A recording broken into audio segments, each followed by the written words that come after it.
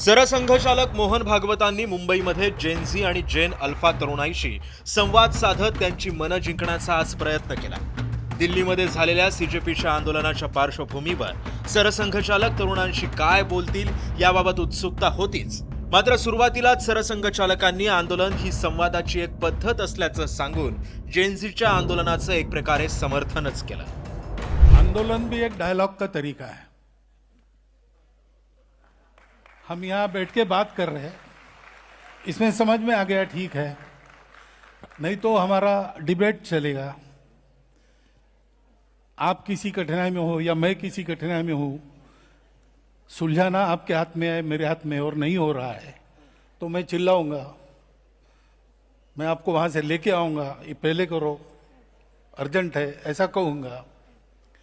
Democracy में prostate भी consensus बनाने का एक तरीका है। जेन झी आंदोलन करतात, प्रश्न विचारतात, त्यांना उत्तरं पाहिजेत आणि त्यांना प्रेमही हवंय, असं भागवतांनी सांगितलं।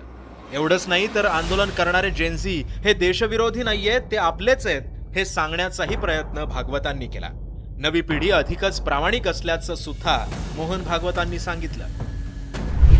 हम लोग जेन झी की आयु में थे तो हमारी पीढ़ी का स्वभाव ऐसा था कि बड़े जो कहते थे वो मान लेते थे, हम क्वेश्चन नहीं करते थे। तो उस समय की परिस्थिति। अभी जेन झी, वो जेन अल्फा, वो प्रश्न पूछते हैं, उनको लॉजिकल आंसर चाहिए, करेक्ट, और इसके साथ प्यार चाहिए। जेन झी ही आपली पुढची पिढी आहे। या पिढीनं सोशल मीडियावर कसं वागावं याबाबतही काही सूचना केल्या, पण तुम्हाला विश्वास ठेवायला सांगितला तर आपण डोळे झाकून जेन झीवर विश्वास ठेवू, असंही भागवत म्हणाले। आज सुबह मैं आ रहा था तो कुछ मॉड्यूल्स वगैरह इसमें घुस गए, उनका कुछ भंडाफोड़ वगैरह इसी न्यूज़ में पढ़ रहा था। वो कितनी सही है नहीं है मुझे मालूम नहीं, लेकिन मुझे अगर आंख मूंदकर विश्वास रखने के लिए कहा तो मैं जेन झी पर विश्वास रखूंगा। क्या बात है। सरसंघचालकांना जेव्हा जेव्हा तरुणाईशी संबंधित प्रश्न विचारले गेले आणि त्याची उत्तरं सरसंघचालकांनी दिली, तेव्हा तेव्हा प्रेक्षकांमधील तरुणाईची दाद मिळत होती।